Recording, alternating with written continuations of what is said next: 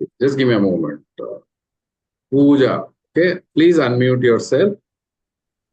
Yeah, hi, namaste. I've been a part of Kumbhak therapy before also. I joined in December 2023. It was helpful, but due to some reasons I couldn't continue. So now recently I got diagnosis with thyroid and it's autoimmune. And the way doctor said it was very casual. Like name itself is a bit alarming, right? Autoimmune, that my body is harming myself, and they were like, "No, take this medicine and go." I asked them about some functional medicine or alternate medicine I can try for this, but doesn't seem so. तो let's understand autoimmune condition first, हाँ। इसको थोड़ा समझ लेते हैं। पहली चीज, इन you specifically I say your tolerance level, your resilience of the body, the tolerance of the body is very less weak. Tolerance is weak. So the tolerance is weak. अगर झेलने की क्षमता कम हो जाएगी आपकी तो क्या होगा? You will get into a risk very easily, isn't it? कोई भी एक इंसिडेंस होता है तो फिर आपको डर लग जाएगा। You can become anxious about any situation. Anxious हो जाएगा तो क्या होता है? Adrenal fatigue. इसको क्या कहते हैं? Adrenal over activity. The body will always remain in a protective mode. ठीक है ना? You can see this in your psyche also. आपको अपने मानसिकता में भी ये चीज दिखाई देगी। ठीक है ना? तो बॉडी का टॉलरेंस लेवल अगर कम हो जाता है तो आपके शरीर में किडनी के ऊपर दो छोटे छोटे ग्लैंड हैं जो कुछ रिसाव करते हैं। They release certain hormones which increases the heart rate, which pushes a little sugar in the body, और वो आपके इम्यून सिस्टम को थोड़ा बढ़ा देता है। तो आपका खतरे से मुकाबला करने का सिस्टम क्या है? इम्यून सिस्टम है ना। What is your army? Immune system is your army. So please इसको थोड़ा ध्यान से सुनिए, क्योंकि आप सबको ये मालूम होना चाहिए। आपको मालूम होगा, आप दूसरों को भी समझाओगे। तो अगर आप अपने शरीर में खतरा डालते भी हैं बाहर से तो पर भी इम्यून सिस्टम हाई होगा। ये बात समझ में आ रहा? अगर आपका टॉलरेंस कम है, झेलने की क्षमता कम है, तो सिचुएशन आते ही आपका शरीर आपको प्रोटेक्ट करने के लिए एड्रिनल ओवर एक्टिविटी करेगा, इम्यून सिस्टम भी हाई करेगा। एड्रिनल ओवर एक्टिविटी से ही एंजाइटी आती है ना? और थोड़ा हार्ट पाल्पिटेशन, थोड़ा ऐसा लगेगा जैसे कि यहां पे कुछ हो रहा है। अब जरा ध्यान दो। अगर आप शरीर के अंदर रिस्क डालते हो, रिस्क का मतलब क्या होता है पहले ये समझने की जरूरत है। आप पेट्रोल की गाड़ी में डीजल डालते हो तो इंजन खराब होगा, रिस्क आएगा। अपने आपका शरीर केमिकल खाने के लिए डिजाइन नहीं हुआ, फिर भी आप रोज सुबह उठ के आप नियम से थायरोक्सिन खा रहे हो ना। आपका शरीर केमिकल खाने के लिए डिजाइन नहीं हुआ, तो आप केमिकल डालेंगे तो रिस्क आएगा, बॉडी में खतरा आएगा। रोज सुबह खतरा खा रहे हैं, बचपन से खा रहे हैं, और आप सोचते हैं हेल्थ आ जाएगा। थायराइड बढ़ रहा है दुनिया में, कम हो रहा है? बताइए, ऊपर जा रहा है नीचे जा रहा है? बढ़ रहा है। आपकी दादी नानी को था थायराइड? नहीं था। तो थायराइड हुआ क्यों? क्योंकि आपने दवाई खाई। बचपन में टीके लगे ना आपको, इम्यूनाइजेशन के, वैक्सीनेशन के, सब केमिकल मीडियम में, तो आपको थायराइड होना ही था। दर्द हुआ तो पैरासिटामोल खा लिया, बुखार हुआ पैरासिटामोल खा लिया, कोई और दर्द की दवाई खा ली, एंटीबायोटिक खाए, और पता नहीं क्या क्या। जब आपका शरीर डिजाइन ही नहीं हुआ केमिकल खाने के लिए, तो ये कॉमन सेंस कहां गायब हो गया हमारा कि इसमें केमिकल खा के ठीक नहीं हो सकता। तो रिस्क आ गया। रिस्क आएगा तो आपका आर्मी उठेगी कि नहीं उठेगी? आपके घर, आपके देश पे खतरा आएगा तो आपकी आर्मी एक्टिव होगी कि नहीं होगी? ये बताओ। तो अगर आपके शरीर में खतरा आएगा तो आपकी इम्यूनिटी एक्टिव होगी कि नहीं, उठेगी कि नहीं उठेगी? पर इम्यूनिटी आपकी बचाने के लिए उठी है या आपको बर्बाद करने के लिए उठी है?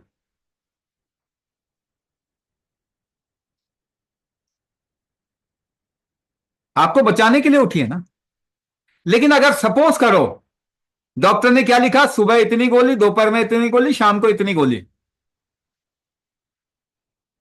अगर एक बच्चे को थोड़ा शैतानी कर रहा है, आप उसको पकड़ के रख लो तो और ज्यादा मचलने की कोशिश करेगा ना।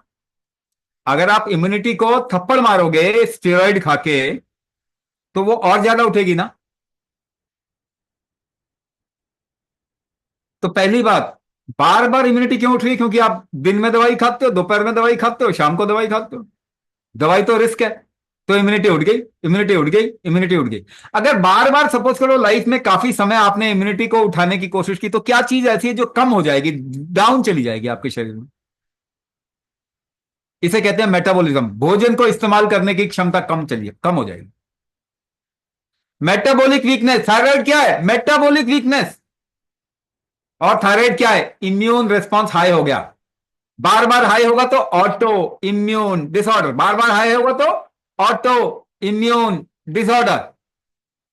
पर ये कौन कर रहा है बार बार हाई? शरीर तो नहीं करेगा ऐसा काम, आप ही कर रहे हो ना। चाहे दवाई खा के कर रहे हो, चाहे hybrid inorganic process genetically modified food खा के कर रहे हो, चाहे आप ऐसा काम करके कर रहे हो जिसमें कि ऑफिस में जा रहे हो और आपके बॉस खराब है, रिस्क आ रहा है। घर में मियां बीवी डंडे मार रहे हैं एक दूसरे के सर पे, रिस्क आ रहा है। प्रकृति से अपने आप को कट ऑफ कर दिया, चार दीवारी में बंद कर दिया, रिस्क आ रहा है। अब हम लिविंग बीइंग की जगह थिंकिंग बीइंग बन गए। लिविंग बीइंग तो रहे नहीं हम लोग। कितने लोग कितनी देर तक स्क्रीन देखते हैं और दिमाग चलाते हैं, बताओ। हम थिंकिंग बीइंग बन गए ना लिविंग बीइंग की जगह। रिस्क तो आएगा ही आएगा आपके शरीर में। तो जब बार बार रिस्क आएगा तो ऐसी कंडीशन को ऑटो इम्यून डिसऑर्डर कहते हैं। ऑटो इम्यून डिसऑर्डर हम क्रिएट कर रहे हैं। लेकिन अगर टॉलरेंस और मेटाबॉलिज्म इंप्रूव कर दें, क्योंकि मेटाबॉलिज्म इम्यूनिटी उल्टा काम करते हैं, इम्यूनिटी बढ़ेगी मेटाबॉलिज्म डाउन, मेटाबॉलिज्म बढ़ेगा इम्यूनिटी डाउन, कुंभक करके मेटाबॉलिज्म बढ़ जाता है। तो यानी इम्यूनिटी बैलेंस आउट हो जाएगी, ऑटो इम्यून डिसऑर्डर ठीक हो जाएगा। दूसरी चीज, टॉलरेंस बढ़ा लेंगे। टॉलरेंस क्या है? किसी चीज को झेलते कैसे हैं, किसी वजन को कैसे झेलते हो, कैसे उठाते हो, सांस रोक के उठाते हो कि नहीं? तो सांस रोकना ही आपके शरीर का टॉलरेंस है, वो लेवल कम हो गया। आपकी दादी नानी दादा नाना को नहीं था ना थायराइड, क्योंकि उनके शरीर की जोर लगाने की क्षमता ज्यादा थी, आपकी नहीं है इतनी। वो ज्यादा सांस रोक सकते थे, आप नहीं रोक सकते। तो आप सांस रोकने की क्षमता बढ़ा लीजिए एक नियम से, एक तरीके से, आपका ऑटोइम्यून डिसऑर्डर चला जाएगा, थायराइड ठीक हो जाएगा। और इससे रिलेटेड जो भी इश्यूज आते हैं, एंजाइटी आती है, पाल्पिटेशन है, ट्रैकीकार्डिया, ब्रेडिकार्डिया है, फैट रिटेंशन है, वाटर रिटेंशन है, आपका माइग्रेन है, आंखों में ग्लूकोमा आ रहा है, एड़ियों में दर्द हो रहा है, एसिड रिफ्लक्स होता है, ये सब थायराइड की कंडीशन में होता है। वो सारी चीजें ठीक हो जाएंगी।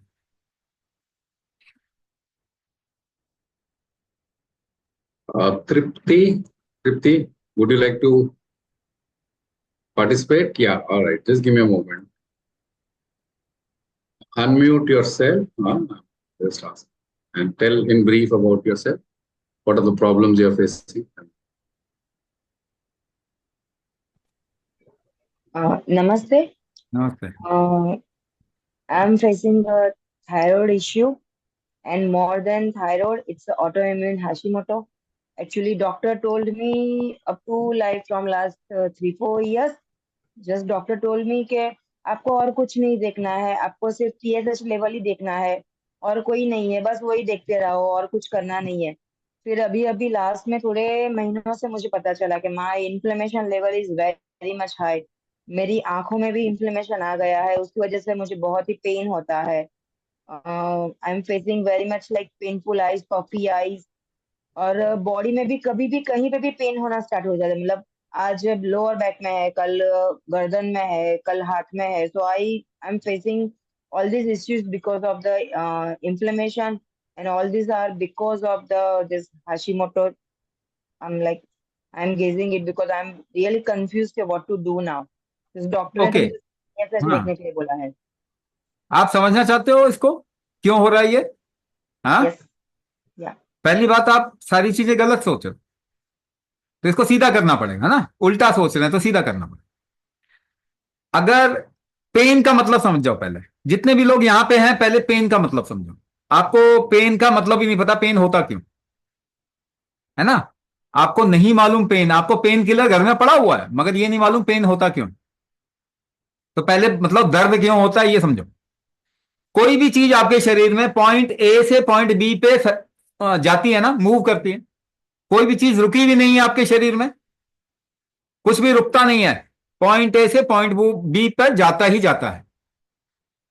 अगर वो नहीं जा पाया एक एरिया से दूसरे जगह पे, वो नहीं जा पाया, ए से बी पे नहीं जा पाया, जाने में दिक्कत हो रही है, मूवमेंट में दिक्कत हो रही है, वहां पे दर्द होगा। दोबारा समझो, क्लियर कट समझो, आपको पेन कैसे निकालना ये भी पता चल जाएगा। अगर कोई चीज एक जगह से पॉइंट बी पे, पॉइंट ए से पॉइंट बी पे नहीं जा पा रही तो उस एरिया में दर्द होगा। Pain is a block. आपने कभी ये देखा कि आपके घर में ड्रेनेज सिस्टम में ब्लॉक हो जाता है, पानी ऊपर आने लग जाता है, आता है ना? यानी बीच में कुछ फंस गया। अब आप कैसे निकालते हो, कैसे ठीक करते हो उसको? ऊपर से प्रेशर डालते हो ना, ऊपर से प्रेशर डालते हो। अगर आप सही से अपने शरीर में प्रेशर क्रिएट करोगे तो वो आराम से जा पाएगा ए से बी पे, हाँ या ना? प्रेशर कैसे क्रिएट कर सकते हो अपने शरीर के अंदर? सांस रोक के? कोई और तरीका है? कोई और तरीका नहीं है। पहली बात। अब दूसरी बात, कफ वात दोष, दो तीन तरीके से समझा रहा हूं। आप थायराइड समझो, पहले पहले थायराइड समझो। एलोपैथी को मालूम ही नहीं है कि थायराइड होता क्या है, वो केवल T3 T4 TSH देख रहे हैं। TSH तो थायराइड ग्लैंड से निकलता भी नहीं है। TSH कहां से निकलता है? पिट्यूटरी ग्लैंड, ब्रेन में से। तो पहले समझो, आपके शरीर में जैसे मैंने पहले बताया, पॉइंट ए से पॉइंट बी पे चीजें जानी चाहिए। थायराइड के लोगों को एसिड रिफ्लक्स जल्दी आता है, ऊपर की ओर एसिड आती है क्योंकि वो नीचे की ओर जा नहीं पा रहा, मूवमेंट नहीं होती। मूवमेंट अगर नहीं हो पा रही तो शरीर कैसे मूवमेंट क्रिएट करेगा? ब्लड प्रेशर करेगा ना वो, हाँ या ना? प्रेशर क्रिएट करेगा ना वो।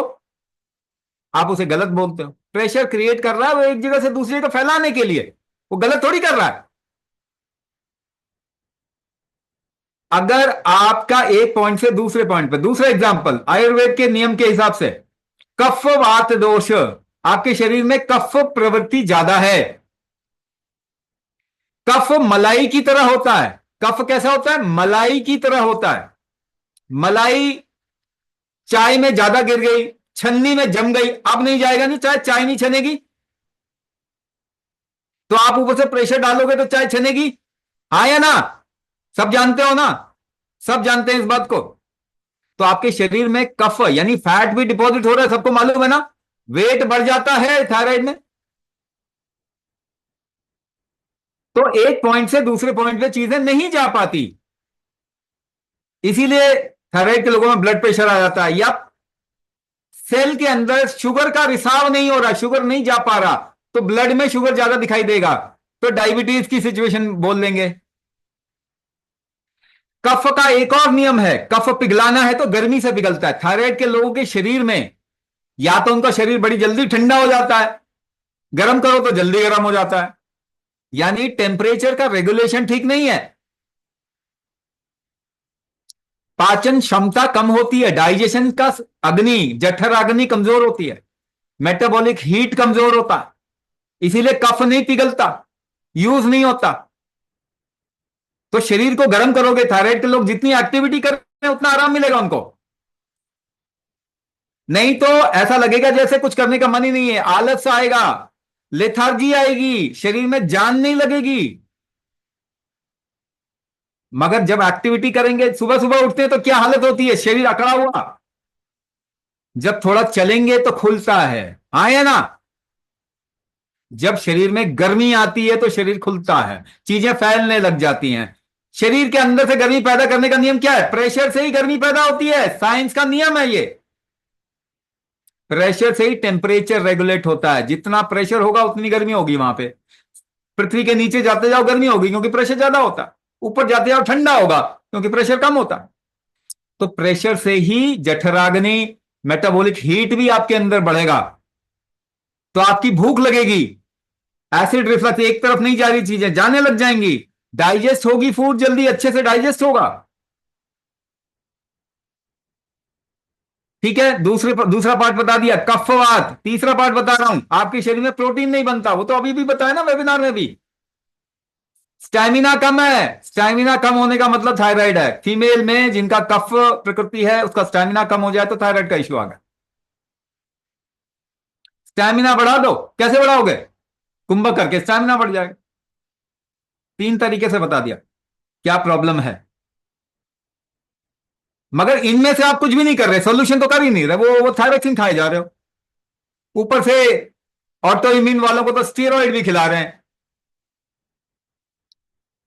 गारंटी आपकी लाइफ बर्बाद होने वाली है, पहले से ही बता रहा हूं। फ्यूचर प्रिडिक्शन करते हैं ना एस्ट्रोलॉजर, अभी लिख लो, पेपर पे लिख लो। मल्टीपल इश्यूज आएंगे, क्योंकि आप थायराइड ठीक कर ही नहीं रहे। आपको थायराइड ही नहीं समझ में आया कि होता क्या है ये। तो अगर एड्रिनल फटीग और ओवर एक्टिविटी होती है, उसको भी अगर आपको सही करना है तो टॉलरेंस बढ़ाना पड़ेगा। कफवात को ठीक करना है तो प्रेशर, वात प्रेशर होता है, टेम्परेचर पित्त होता है, मटेरियल कफ होता है। वात पित्त को रेगुलेट करने का, वात पित्त कफ को रेगुलेट करने का नियम है कुंभक। कुंभक आयुर्वेद का राजा है, गायब हो गया था, हम वापस ला रहे हैं इसको। ये करेंगे तो कफवात दोष ठीक हो जाएगा, शरीर में चीजें रहेंगी, हार्ट स्ट्रांग हो जाएगा, टैकीकार्डिया ब्रेडिकार्डिया ठीक हो जाएगा, माइग्रेन होने के चांसेस खत्म हो जाएंगे, ग्लूकोमा ठीक हो जाएगा, पाँव में दर्द, एड़ियों में दर्द, जोड़ों में दर्द, दर्द का भरमार जो शरीर में है वो ठीक हो जाएगा। मगर आपको जो बताया क्यों हो रहा है उसको ठीक करना पड़ेगा, और कोई चारा नहीं। Ruku ji, would you be interested in discussing your problem? Ruku Pinjani ji, give me a thumbs up. हाँ, एक मिनट। हाँ, एक मिनट। हाँ, अब अनम्यूट कीजिए। हाँ जी, बताइए। सर मेरे को तो 20 साल हो गए थायराइड का, और अब इतना मतलब लेथार्जी बहुत ज्यादा है, काम नहीं होता बिल्कुल, और एक स्किन में एलर्जी हो गई है सब जगह, मोटापा आपके, भी बहुत हो हाँ हाँ, गया है। आपके अंदर एक एक पार्ट जो है ना वो बहुत ही गड़बड़ है, उसको कहते हैं नागवायु दोष है आपके अंदर, नागवायु का दोष है। दूसरी बात, आपको थायराइड था भी कि नहीं ये भी डाउटफुल है। ज्यादातर 90% लोगों को थायराइड नहीं है, जिनको कि बोला गया है कि आपको थायराइड की इश्यू है। 90% लोगों को थायराइड नहीं है, क्योंकि पता नहीं है कि प्रॉब्लम क्या है, इसीलिए केवल थायरोक्सिन या T3 T4 TSH में कुछ भी गड़बड़ हो तो उसको थायराइड टैग किया जाता है। तो आपके शरीर में जो प्रॉब्लम है उसे कहते हैं नागवायु दोष। नागवायु दोष को समझने के लिए नाग का चलना आपने देखा ही होगा कभी ना कभी, टीवी पे, वीडियो में कभी देखा होगा। तो आपके शरीर में भी सारी चीजें एक ही डायरेक्शन में फ्लो होती हैं। आप खाना खाएंगे तो ऊपर नहीं आना चाहिए, उसको नीचे ही जाना चाहिए।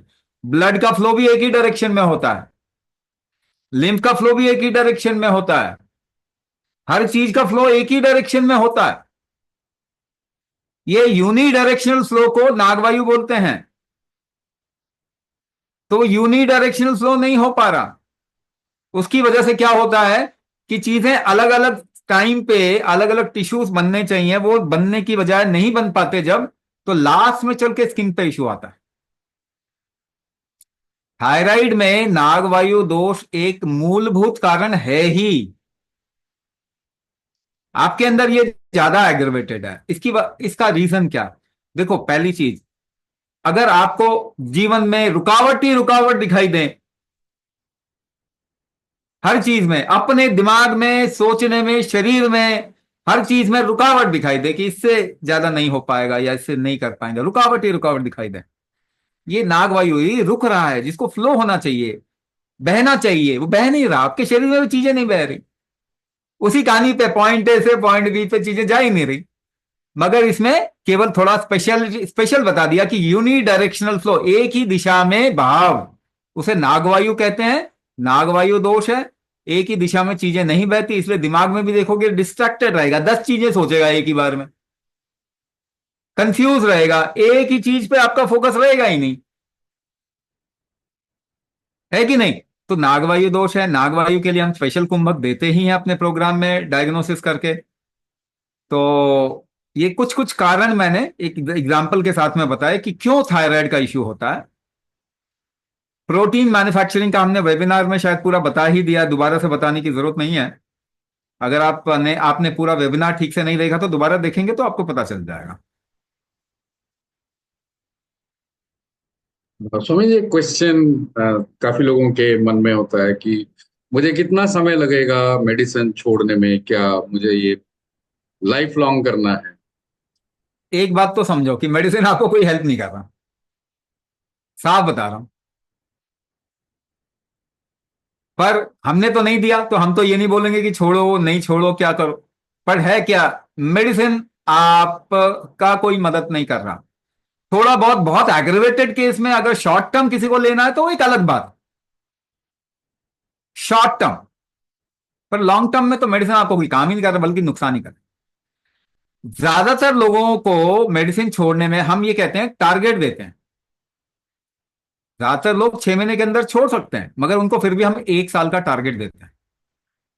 हम कहते हैं पहले अपनी इन शक्तियों को जो कमजोर हो गई हैं उनको बढ़ाइए, एकदम से मेडिसिन, क्योंकि आप ड्रग एडिक्ट हो ना, ड्रग एडिक्ट को एकदम से छुड़वाएंगे तो नुकसान करेगा ना। तो एडिक्शन को, तो आप सभी एडिक्ट हो ना, आप सबके घर में दवाइयां पड़ी हुई, सब एडिक्ट है। तो धीरे धीरे छुड़वाएं, पहले आपके शरीर की क्षमता बढ़ाएंगे, आपके सिम्टम खत्म होंगे, तब आपको बोलेंगे कि अच्छा जितना आप लेते हो उसे आधा लो और साथ में क्या है, एक आयुर्वेदिक दवाई लो। तो आपके दिमाग को थोड़ा शांत करेंगे कि भाई इससे कुछ नहीं हो रहा। जब आपको पता चलेगा अरे मुझे कोई परेशानी नहीं है, तो फिर बोलेंगे कि आप धीरे धीरे करके एक काम करो, केवल आयुर्वेदिक मेडिसिन लो, वो केमिकल वाली छोड़ दो। जब 1-2 दिन छोड़ के आपको कोई नुकसान नहीं होगा, फिर आप कहेंगे अच्छा कोई प्रॉब्लम नहीं, छोड़ देते हैं। फिर आपको थोड़े दिन के बाद में कहेंगे कि भाई ऐसा करो, आयुर्वेदिक मेडिसिन जो आप ले रहे हो वो भी छोड़ दो, आधा कर दो या छोड़ दो। फिर 1 साल के अंदर आपको कोई दवाई नहीं, और आप जीना शुरू करेंगे। अभी जी थोड़ी रहे हैं आप, किसी तरीके से आगे बढ़ रहे हैं, टाइम पास कर रहे हो अपनी लाइफ में। जिस दिन दवाइयां छूटेंगी, आपका शरीर ताकतवर बन जाएगा, आपकी एनर्जीज बढ़ जाएंगे, उस दिन जीना शुरू करोगे। There were also questions for psoriasis. Some people have thyroid and psoriasis. Some people may just have psoriasis. तो इसके बारे में भी सवाल थे, क्या psoriasis ठीक हो सकता है? सोरियासिस क्यों हो रहा है? बॉडी कोई एक्स्ट्रा टिश्यू क्यों फॉर्म करता है? जब भी शरीर को यह लगेगा कि मुझे एक एक्स्ट्रा लाइनिंग प्रोटेक्शन के लिए हमेशा फॉर्म करता है, मुझे प्रोटेक्ट करना अपने आप को, तो कुछ वहां पे टिश्यूज या एक्स्ट्रा लाइनिंग फॉर्म करेगा किसी जगह पे। मगर ये किस कंडीशन में ये फॉर्म करता है? जब भी आपके शरीर में खतरा आता है, उस समय ये प्रोटेक्शन का हिसाब है। तो प्रोटेक्शन के लिए तो हमेशा इम्यूनिटी ऊपर जाके प्रोटेक्ट करती है। जब भी आपके शरीर में खतरा आएगा तो आपकी इम्यूनिटी बढ़ेगी, और उस समय उसको जो करना होगा वो करेगी। मैंने इसके बारे में पहले ही बता दिया कि it has a relationship with immunity. तो इम्यूनिटी को अगर बैलेंस आउट करते हैं और मेटाबॉलिज्म को इंप्रूव करेंगे, बैलेंस करेंगे, तो ये ठीक हो सकता है ना। मेटाबॉलिज्म का इम्बैलेंस और इम्यूनिटी का जो हाइटेंड अप है, जिसकी वजह से कि रीजेनरेटिव एस्पेक्ट बहुत ज्यादा। देखो एक और चीज मैं आपको बताना चाहता हूँ, सब लोगों के घर में पैरासिटामोल है ना, डोलो, क्रोसिन, पैरासिटामोल सबके घर में है। एक पेन किलर होगा, निमोसुलाइड, आइबुप्रोफेन, डाइक्लोफेनेक, एसिक्लोफेनेक, और कोई ना कोई पेन किलर, एनएसएआईडी या फिर स्टेरॉइड होगा ही आपके घर में। ये जितनी भी दवाइयां हैं ना, ये आपके शरीर में ग्रोथ फैक्टर को डिविएट करती, खराब करती है। प्रोस्टाग्लैंडिन इनहिबिटर्स कहते हैं, प्रोस्टाग्लैंडिन इनहिबिटर्स ग्रोथ फैक्टर को खराब करते हैं। अगर आप बचपन से ग्रोथ फैक्टर खराब कर रहे हो, कभी जाके आपके टिश्यू का ग्रोथ खराब हुआ, कैंसर हुआ, तो किस पे ब्लेम देना चाहोगे? जब आप बचपन से ग्रोथ फैक्टर खराब कर रहे हो अपने शरीर का और कैंसर हो जाता है आगे चल के, तो किसको ब्लेम करोगे? कैंसर बढ़ रहा है, कम हो रहा है? बहुत तेजी से बढ़ रहा है ना। तो ऐसे में और जरूरी हो जाता है कि आप अपने मेटाबॉलिज्म को स्ट्रांग कीजिए, इम्यूनिटी को बैलेंस कीजिए, टॉलरेंस को बढ़ाइए। और ये कुंभक से आप कर सकते हैं, कुंभक से होगा। और मैं सही बोलूं तो कुंभक से ही होगा।